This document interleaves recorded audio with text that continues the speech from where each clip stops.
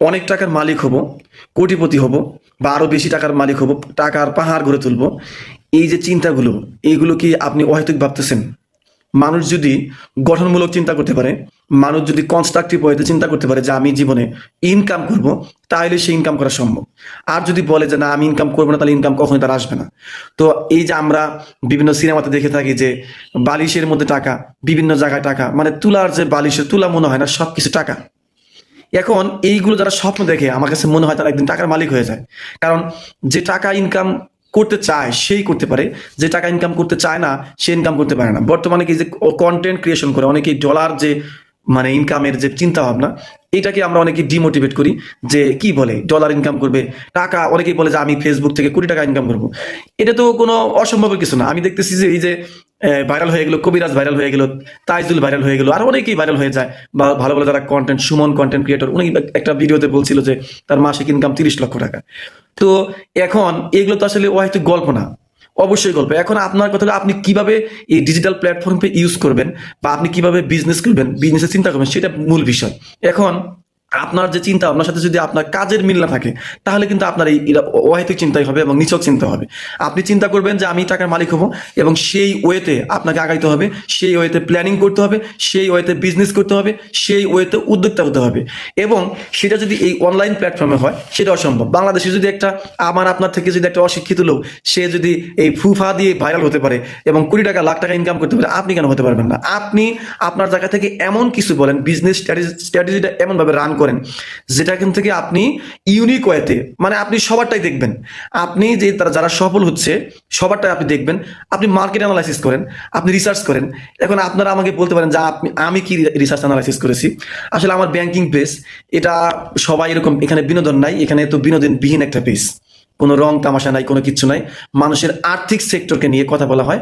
এখন এটা অনেক মানুষই নিতে চায় না, খেতে চায় না, পড়তে চায় না, হ্যাঁ, বা আর্থিক বিষয় সম্পর্কে ফাইন্যান্সিয়াল লিটারেসি হতে চায় না। এটা আসলে আমাদের জন্মগত একটা সমস্যা, আমাদের জন্মগত একটা অভ্যাস যে আমরা মানে ভালো জিনিস নিতে পারি না।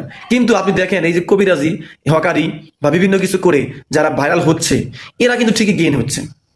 এখন আপনার যদি উল্টা প্রশ্ন করেন যে তাহলে তো আপনি লাখ টাকা কেন ইনকাম করতে পারেন না, বা আপনি ফেসবুক থেকে কেন ইনকাম করতে পারেন না, তো ইনকামের স্বপ্ন নাই এরকম না, আমারও কিন্তু স্বপ্ন আছে। অনেক মানুষেরই স্বপ্ন আছে যে সে এই তার ডিজিটাল ওয়ার্ল্ড থেকে সে ইনকাম করবে, এবং ইনকাম করে সে এই যে বালিশের মধ্যে টাকা দেখবে, ডলার দেখবে, সবকিছু দেখবে। এখন এটাকে আমি আসলে খারাপ বা হয়তো চিন্তা মনে করি না, ডিসকারেজও করি না। যার যার জায়গা থেকে তার জায়গাকে ধরে রেখে সে যদি সঠিক ওয়েতে সামনের দিকে এগিয়ে যায়, অবশ্যই সে সফল হবে, অবশ্যই সে সফল হবে।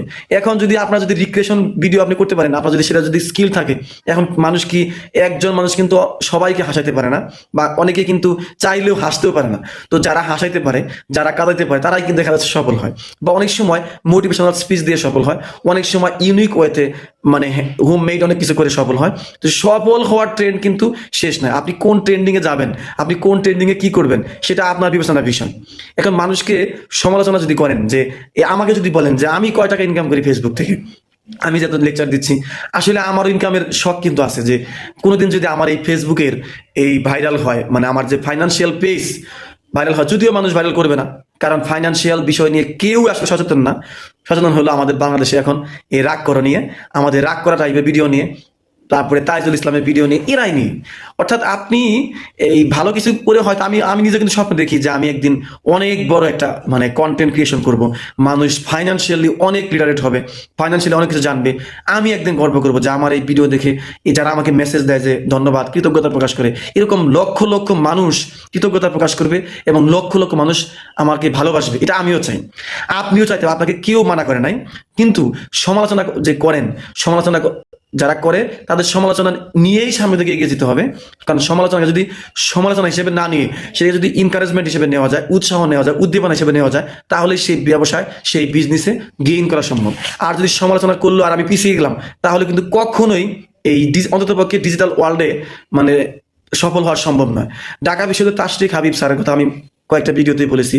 একজন অধ্যাপক, তিনি কিন্তু কি করেছে, সে দেখলো যে তার মানে খায় না, সে কিন্তু ডিজিটাল ওয়ার্ল্ডে এসে ঠিকই আজকে ভাইরাল, তার ভিডিও এখন লক্ষ লক্ষ মানুষ দেখে, শেয়ার হয়, কেয়ার হয়, সে কিন্তু ইনকাম করতে পারতেছে, সে স্বীকার করেছে। এখন এইরকম যারা ফেসবুক ওয়ার্ল্ডে, আপনার তো কোটি টাকা ইনকাম দরকার নেই, আপনি প্রয়োজনে যতটুকু মাসে ইনকাম দরকার সেটা আপনি করেন, সেটা আপনার স্কিলকে ইউজ করেন, কিন্তু আবার আপনার যে যেটা স্থায়ী পেশা রয়েছে সেই পেশাকে বাদ দিয়ে নয়, আপনি স্থায়ী পেশার পাশাপাশি আপনার স্কিলকে ইউজ করে, ডিজিটাল ওয়ার্ল্ডকে ইউজ করে সামনের দিকে এগিয়ে যান। অবশ্যই এটা মানে উৎসাহমূলক একটা জায়গা এবং ভালোবাসার জায়গা, এবং সবচেয়ে বড় কথা হলো যে আপনার ইমেজ তৈরি করার জায়গা। ভালো কাজ করে আপনি এই ডিজিটাল ওয়ার্ল্ডের মাধ্যমে যত তাড়াতাড়ি মানুষের মাঝে স্থান করে নিতে পারবেন, পৃথিবীর অন্য কোনো এত সহজ অন্য কোথাও আমার সম্ভব না মনে হয়। কারণ প্রচার এই প্রসার, আপনি যত প্রচার করবেন তত প্রসার পাবেন, তত আপনার কদর্য বাড়বে। সুতরাং আপনি যে কাজটা পারেন সেই কাজটাকে মূল্য দিয়ে, সেই কাজটাকে আনন্দ চিত্তে নিয়ে সামনের দিকে এগিয়ে চান। সেটা হতে পারে ডিজিটাল ওয়ার্ল্ড, সেটা হতে পারে মানে এই ফিজিক্যাল ওয়ার্ল্ড। তো অফলাইন অনলাইন দুই ক্ষেত্রেই হতে, দুই প্ল্যাটফর্মে হতে পারে। তা আপনি সেটাকে মূল্য দিয়ে বুঝে শুনে সামনের দিকে এগিয়ে যান, অবশ্যই সফল হবেন। ভালো উদ্যোক্তা কারা হয়? যারা সমস্ত স্ট্র্যাটেজি জানতে পারে বা মার্কেট অ্যানালাইসিস করতে পারে, মার্কেট বুঝতে পারে, তারাই কিন্তু ভালো একটা উদ্যোক্তা হয়। এবং এই জন্য কিন্তু আপনাদের একটু হলেও জানতে হবে। আর যেগুলা গড গিফটেড স্কিল, সেটা তো মানে গড গিফটেড, সে না, মানুষকে হাসানোর কাজ কিন্তু ওই যে কে জানি পারে, সেই পারে। মিস্টার বিনই মানুষকে হাসাইতে পারে। আমি কিন্তু চাইলে হাসাইতে পারবো না। আমি চাইলে মানুষকে কি করতে পারবো? ফাইন্যান্সিয়ালি মানে ব্যাংকিং বিষয় নিয়ে মানুষের মাঝে সচেতনতা করতে পারবো, এবং মানুষের মাঝে ফাইন্যান্সিয়ালি লিটারেসি ডেভেলপ করতে পারবো, ইনভেস্ট নিয়ে কথা বলতে পারবো। তো আপনার যদি স্কিল থাকে আপনি সেটা প্রকাশ করেন। কে কি বললো এটা ডাজন্ট ম্যাটার। আপনি কি জানলেন, আপনি কি দিলেন, সেটা আপনি নিবেন কিনা, আপনি আগে চিন্তা করবেন যে আপনার কথাগুলো আপনি নিবেন কিনা। সেই চিন্তা করে ডিজিটাল ওয়ার্ল্ড ইউজ করে উদ্যোক্তা মন মানসিকতা তৈরি করে সামনের দিকে এগিয়ে যান, অবশ্যই ভালো কিছু হবে। এবং একদিন এই বালিশের মধ্যে টাকা থাকবে, এই স্বপ্নটা নিছক হবে না, বাস্তবে সত্যি হবে। তো অনেক কথা বললাম, রাগ করেন না, হ্যাঁ? ভালো থাকেন সবাই।